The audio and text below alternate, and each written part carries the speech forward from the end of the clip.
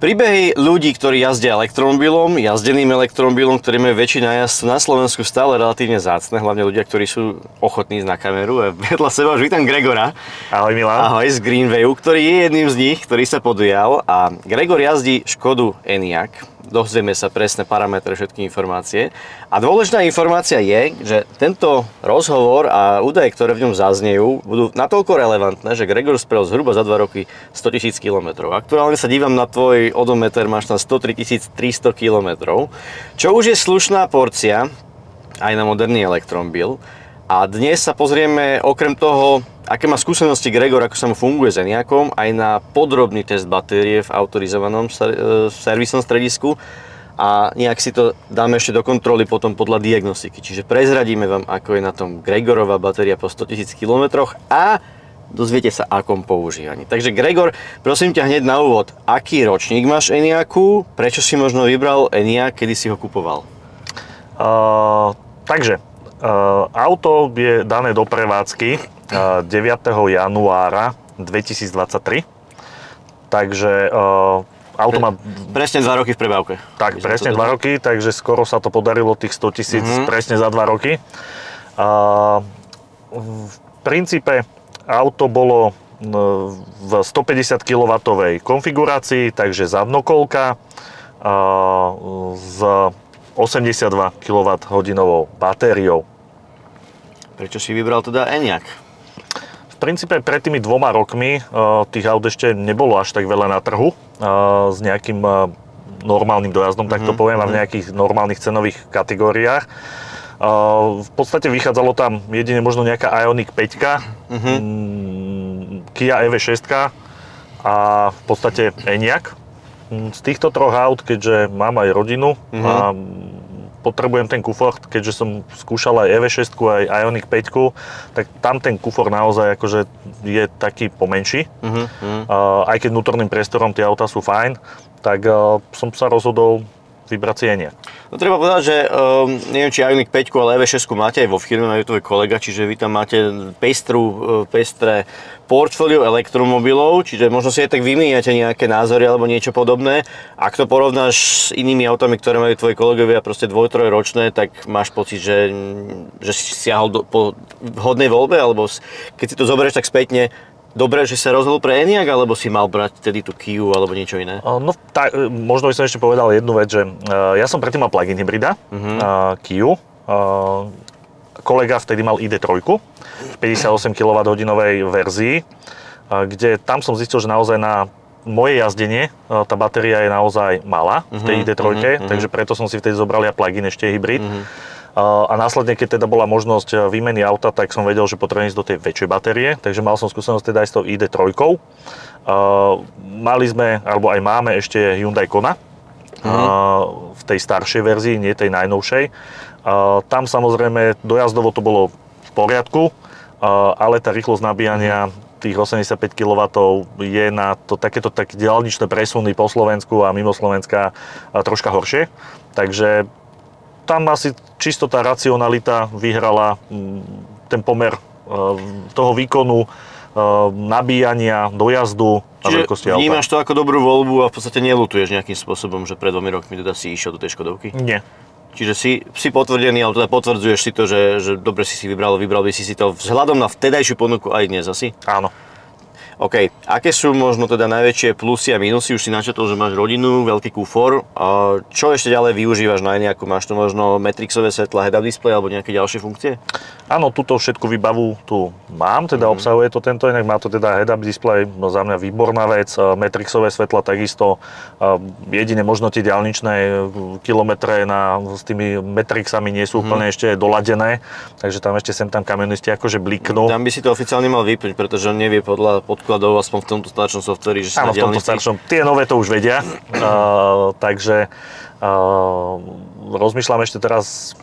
Vravím, v tej výbave v podstate cúvacia kamera, všetky tieto funkcie to proste má to lane assist, nemá to síce preraďovanie z pruhu do pruhu, ale to aj tak nevyužívam, takže má to adaptívny tempomat, takže všetky také komfortné veci sú tu a samozrejme ich aj využívam.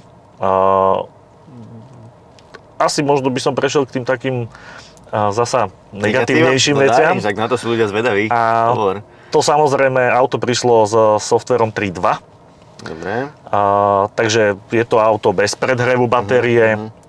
Takže áno, ten kameň úrazu, ktorý tu proste v tomto aute je to zimné nabíjanie, ktoré sa ale dá jednoducho vyriešiť, nenabíjať to auto ráno s malou batériou alebo s vybitou batériou, ale naozaj nabiť to auto po jazde a s čo najnižším stavom SOC nabitia. Čiže našiel si na to recept, podobne ako tvoj kolega s ID3, ten tiež podobne funguje 158, že vie proste, že s akými percentami prísť, tým zopne výhrev na nabíjačke, dá sa s tým žiť. Akože nedostaneš maximálne výkony asi zďaleka, alebo väčšinou? Ako ono asi nejde už až tak o ten maximálny výkon.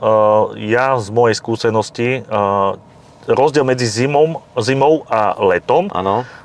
Keď prídem s 5 až 10% batérie stavom nabitia, tak je asi 5 minút rozdiel. Iba 5 minút zhruba.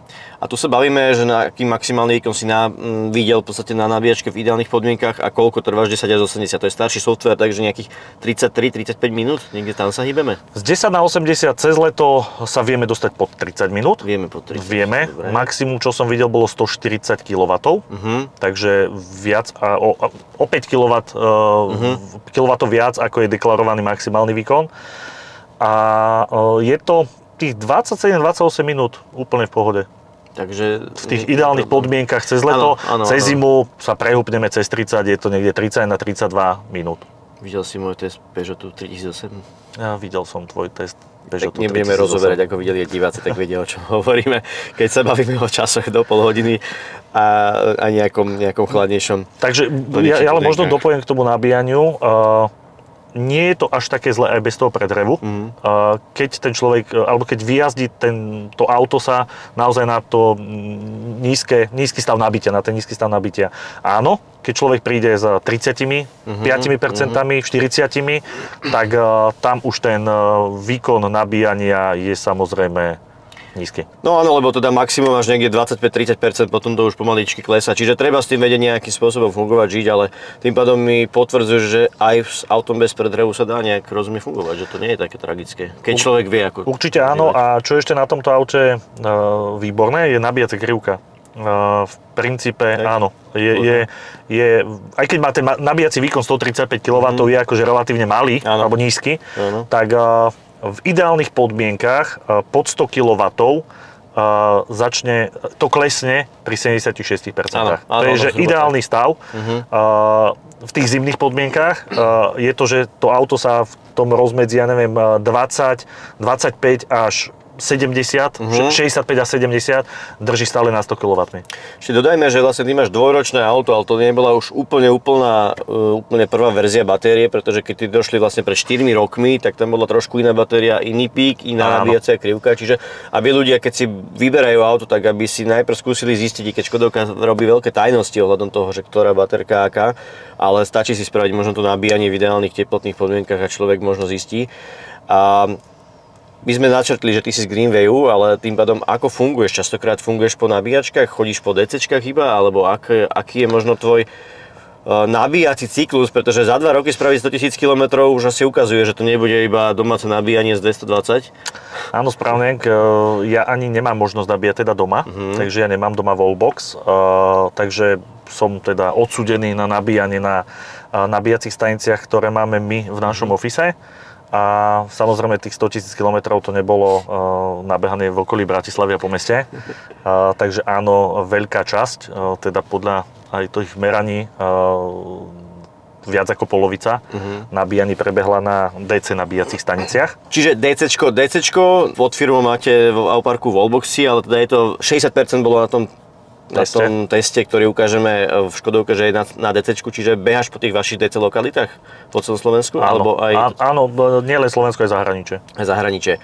A na Slovensku taká malá reklamná súka, čo nové chystáte? Ako ste na tom s infraštruktúrou na tento rok, keď už teda sme to otvorili? Tak v rámci tohto roka máme v pláne viac ako 20 minimálne 600 kW hubov. Je to roztrúsené po celom Slovensku, takže zahustíme naozaj tú sieť na naozaj vysokorýchlostné nabíjacie stanice. A plus ešte 3 lokality budú čisto kamionové nabíjania, ale samozrejme bude tam možnosť nabíjať aj vozidel normálnych. Klasické CCS-ko, to sa ešte nebavíme o megawatových. Presne tak, zatiaľ klasické CCS-ko. Dobre, čiže budeš mať kade jazdiť a nabíjať. Už teraz si pri terajšej vašej infraštruktúre povedal, že to je v pohode a spravil si 100 000 km a budujete ďalších 20 plus lokalít.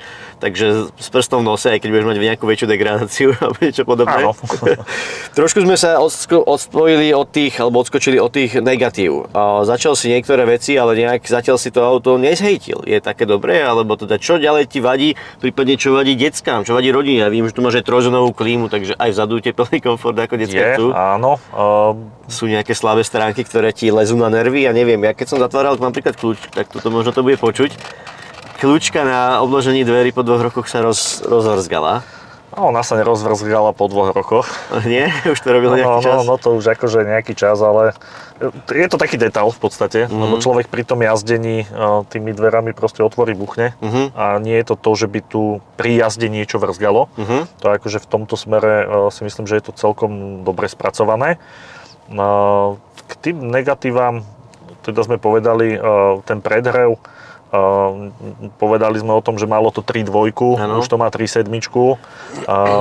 Niektoré bugy to odstránilo, ale samozrejme ten software, ktorý v tom aute je proste pomalší. Dobre, a do akej miery ťa to nejakým spôsobom obmedzuje? Ja som tento týždeň natáčal v inej časti Slovenska video o firme, ktorá má 6 ID3, 5 z toho so starým softverom a tam povedali, že áno, že to prvé načítanie, nabutovanie ráno, že trvá niekoľko sekúnd, ale že potom už je to celkom v pohode. Do akej miery ťa to možno obmedzuje, alebo teda, aby sme zase nejak ľudsky povedali, či to proste je problém pri tých jazdených autách, alebo sa s tým dá žiť? Ja to možno prirovnám ku smartfónom. Áno.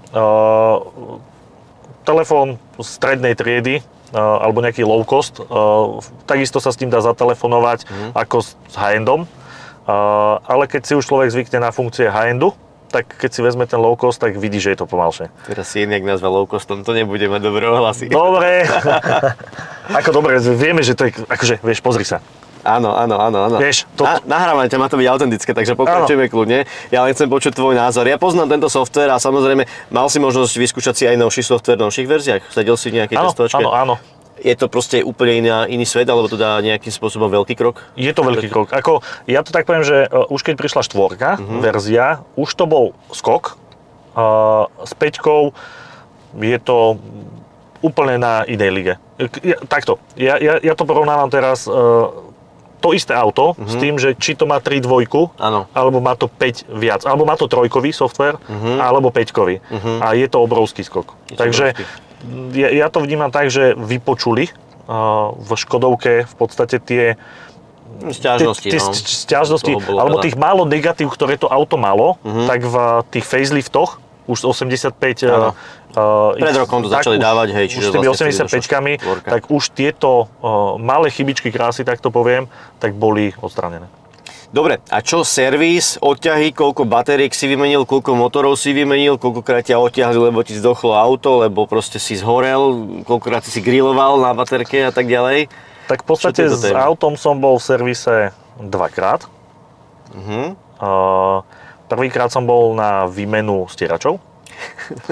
A druhýkrát som bol na pravidelnom servise, kde jedinú vec, čo sme akože identifikovali mimo bežného tohto, tak toho klasického, že výmena peľových filtrov a brzdovej kvapaliny, tak bol chrapčajúci reproduktor v strede na palubovke, ktorý sa objednal, vymenil. Na záruku vymenené a inak akože s tým autom neboli žiadne problémy.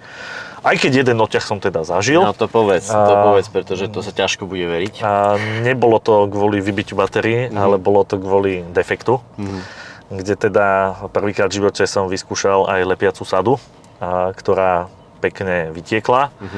A zavolal som teda odťahovú službu, ktorá mi doviezla iné auto a toto mi odťahli a zobrali. Dostávame sa do čias, kedy rezervné koleso bolo brané ako samozrejmosť a dnes sa ukazuje, že to že to by to mohlo byť tak aj naďalej. Dobre, čiže reálne ty si ten užívateľ, ktorý z toho servisného intervalu 2 roky bez obmedzenia kilometrov v podstate ťaží. Hej? Máš 100 000 kilometrov a na servisnej prehliadke si bol raz. Tak, presne tak. Tým pádom to bolo niekedy nedávno, zhruba pri tých 2 rokoch?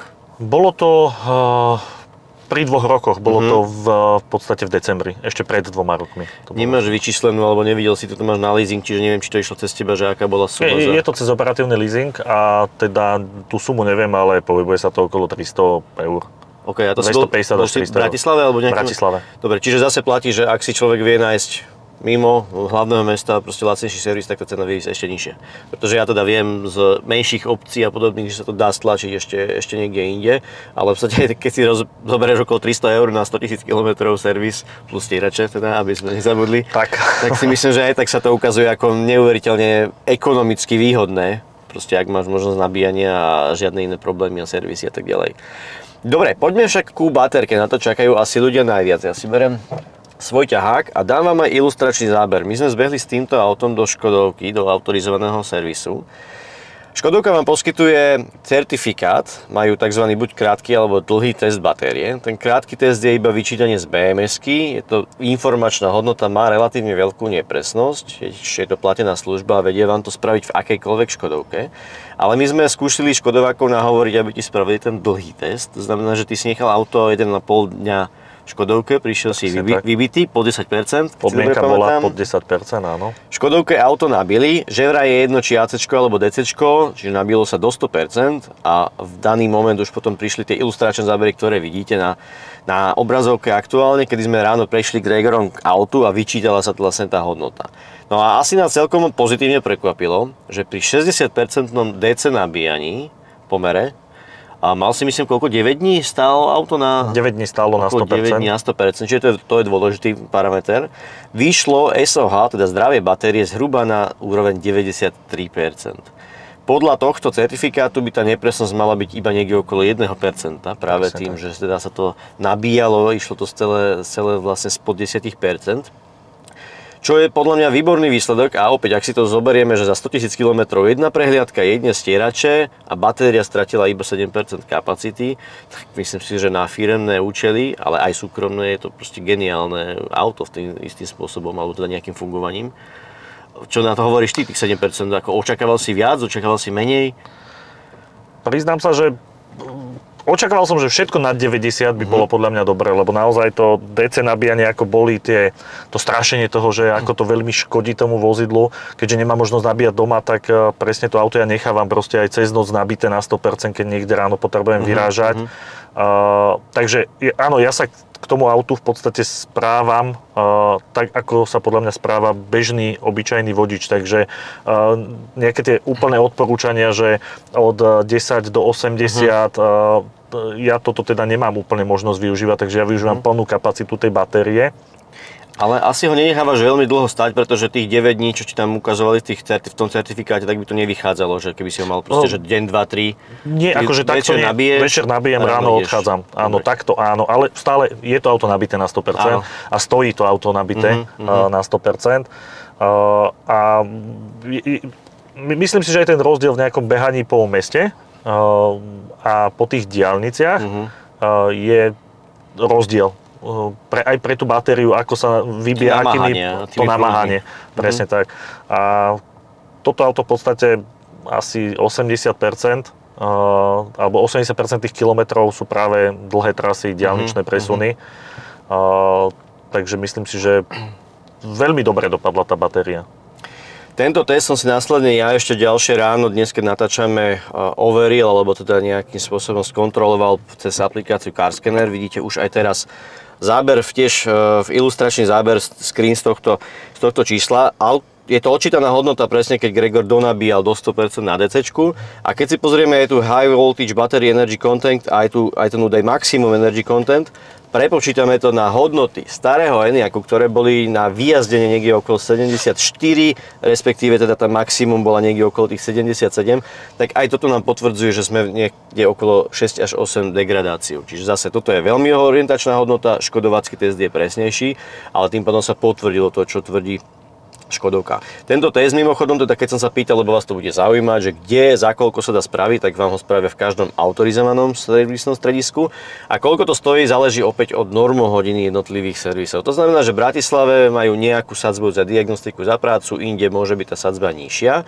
A keď nám vysvetľovali, že vlastne to trvá nejaké 2-3 hodiny, v podstate načítať, pripraviť to, musí sa tomu človek venovať. Aj to nabitie. Aj to nabitie, áno, veď je to služba, veď zase dnes vám nikto nedá 70 kWh iba tak, veď to zase predsa len nie sú úplne šušne, takže aj toto si môžu servisy účtovať, čiže keď si zrátate nejaké 2-3 hodiny diagnostiky plus nabitie, vy násobíte si to cenou daného vášho servisu, ktorý chcete osloviť, tak zhruba tam niekde sa hýbe cena tohto testu. Čiže nie je to paušálne dané, je to na tom, že si to každý servis sám nejakým spôsobom nacení, ohodnotí, možno, že ak sa s nimi dohodnete v rámci veľkého servisu alebo niečo, možno vám to spravia lacnejšie, čiže popýtajte sa určite vášho servisného dílera, tam kam chodíte, tam kde ste auto kupovali, ale viete aj takouto formou zistiť. Gregor, aké máš ďalšie plány s Enyaqom? Máš ho teda 2 roky, 100 000 km, ideš ďalšie 2 roky a ďalších 100 000, alebo plánuješ nejakú obmenu? No, ak bude možnosť, tak určite by som chcel obmeniť teda vozidlo. Sú tam takí akože dvaja adepti teda. Je jedným z nich aj nový Enyaq? Je jedným z nich aj, áno, nový Enyaq a jedným tebou preferovaná ID7. Áno, jazdíš veľa diaľnic, takže je to celkom pochopiteľné. A čo možno sa ti páči na novom Enyaqu, že prečo uvažuješ aj nad tým novým Enyaqom? Je to o tom softveri, alebo? Ja som ako v najnovšom ešte som samozrejme nesedel, ale už 85-ke som teda, mal som ju požičanú a ten rozdiel, ktorý som ja akože zásadný videl, tak bol v spotrebe. K tomu sme sa ešte síce nedostali, ale spotreba za tých 100 000, lebo po 100 000 km sa to vynuluje. Aha, dobre. Takže, ale viem, koľko tam bolo a bolo tam 20,4. 20,4 celoročný trvalý priemer s tým, že väčšina sú diaľnice, hej, alebo veľká časť. A samozrejme, tá spotreba, alebo aj ten dojazd, ja to tak poviem, že sa o niečo znížil. A je to len tým, že ten možno prvé mesiace človek si dáva väčší pozor na nohu. Kdežto už keď si na to zvykne, tak už akože bežnými diaľničnými rýchlosťami bez problémov sa človek presúva, lebo verí v podstate tým percentám dojazdu. Takže nenájdeme ťa za kamionom v pravom prúhode 90, vôbec nie si ten typ človeka, keď máš SUVčko. Takže ten rozdiel medzi tými autami bol ten, že videl som, že už tých 85-kách s 210 kW motormi, tak tá spotreba bola nižšia. Ja tak iba odhadovo okolo 15%, že môže byť, tá spotreba bola nižšia, aj ten dojazd sa zvýšil, pri tom, že človek jazdil možno ešte troška viac agresívnejšie, to poviem. A tá spotreba bola nižšia, takže áno, ten nový Enyaq, aj ten software, posunulo sa to určite. No, spotreba pekná, celoročná, ale mňa v rámci mojich testov vždy zaujíma nejaký min a max. Predpokladám, že v meste sa dostaneš na oveľa nižšie hodnoty a kde potom naopak si mal maximálnu? Tak ten mix mesto okresky, tam sa za ideálnych podmienok niekedy cez leto dá dostať kľudne nejakých 13-14 kWh na 100 km. Maximum samozrejme tá zima, tam sa pohybujeme na tých diaľniciach 27, 28. To je taká tá 130 náša. To je tá 130, 132, ale 130 akože podľa GPS. A samozrejme, čo som akože najviac, alebo čo som nevedel prekročiť je 35. Takže aj keď tu je ten obmedzovač na 160 km, bol som teda aj v Nemecku na tomto aute. Reálne. A tam som sa nevedel dostať nad 35. Dobre, čiže pri nejakom bežnom, teda keď si nepozrieš, že okamžitú, ale proste nejaký priemer na nejakom úseku, to nešlo na 35. Nešlo to na 35. To je celkom fajn. Teraz vidím, že máš teda 100% nabité auto a 304 km odhad do jazdu, zase zohľadňuje to predchádzajúcu jazdu, čo zodpovedá tým diaľniciam, alebo teda, ak si to zoberieme naozaj, že ak človek nechce ísť na krv, tak proste 250-280 km viac menej diaľnice, myslím si, že aj dnes, aj po tých kilometroch krásna hodnota. Ako v princípe ja sa úplne nepozerám na ten dojazd, pozerám sa na percentá a zo skúsenosti v úplne najhorších podmienkach, aké môžu byť, že je to možno niekde okolo nuly, nejaký dážď alebo nejaké takéto počasie, tak 10% je ekvivalent 23 až 25 km. OK, že to máš takto prepočítané. To je ako ten najhorší scenár v princípe. Ale bežne sa to pohybuje okolo 30 až 35 km. Takže to je to, že ten dojazd, lebo na nulu štandardne ľudia asi nebudú úplne jazdiť. Takže nie je to ani komfortné, ani bezpečné, nič, takže hej. Takže keď sa bavíme o tom, že 90% je vyjazditeľných, takže sme niekde medzi 300-350 km. Parádne hodnoty. Dobre, Gregor, posledná otázka na záver, aby sme to nejak uzavreli, keď ma sledujú ľudia, ktorí uvažujú nad prvým jazdeným elektromobilom a povedzme sa hýbu niekde okolo hranice 30, možno 35 000, záleží od výbavy, od verzie. Majú ísť do jazdeného Enyaqu, majú sa toho báť, nemajú sa toho báť? Akú verziu by si im odporúčil? Majú pozerať vôbec Enyaq? Tak za mňa určite áno. Samozrejme, asi by som sa pozeral na tie autá, ktoré nemajú ešte vysoké nájazdy. Niekde okolo možno 150-200 tisíc, len z jedného dôvodu, že tá batéria je záruka na 160 000 km. Zadnokolka v princípe až možno na 2-3 momenty, kde som potreboval niekde do naozaj kopca ku chate výjsť, tak úplne bez problémov aj v zimnej prevádzke nebol s tým absolútne žiaden problém. Že aj na snehu niekde mal si nejaké snežné? Aj na snehu, takže ja mám aj reťaze kvôli presne takýmto veciam, ale ako to bolo naozaj iba niekde, kde bolo 25 čísel snehu, neopravená cesta, takže tam by som štvorkolku asi využil, ale inak po bežných normálnych cestách aj horské prechody zasnežené nebol absolútne žiaden problém. Priestorovo úplne bez problémov, pohodlné auto aj na tie diaľničné cesty alebo diaľničné trasy. Určite by som sa nebal toho auta aj po takýchto. Škodovka má na Slovensku najširšiu servisnú sieť, čiže možno, že aj toto ľuďom tak trochu pomôže, že majú v dohľade, majú v nejakom každom väčšom meste servisné stredisko. A možno aj keď aj tá batéria, keď sme sa o nej bavili, tak v princípe tu sa celá batéria nevymieňa štandardne.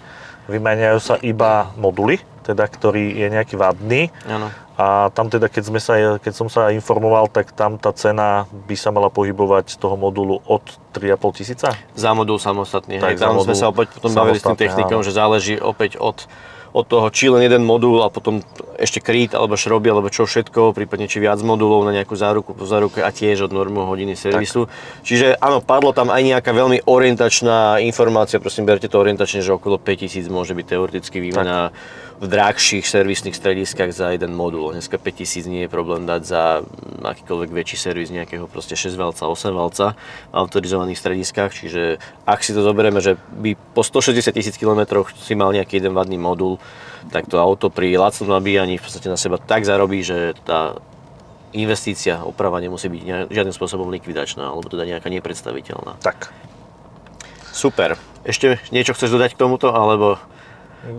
Ďakujem ti veľmi pekne za túto možnosť odprezentovať nie seba ani tak, ako toto auto. Ako toto auto, no. Tak je to zo života, mňa to zaujímalo presne, preto som striehol na tých tvojich 100 000 km, boli sme dlho v kontakte a čakali sme, kedy to tam teda sadne.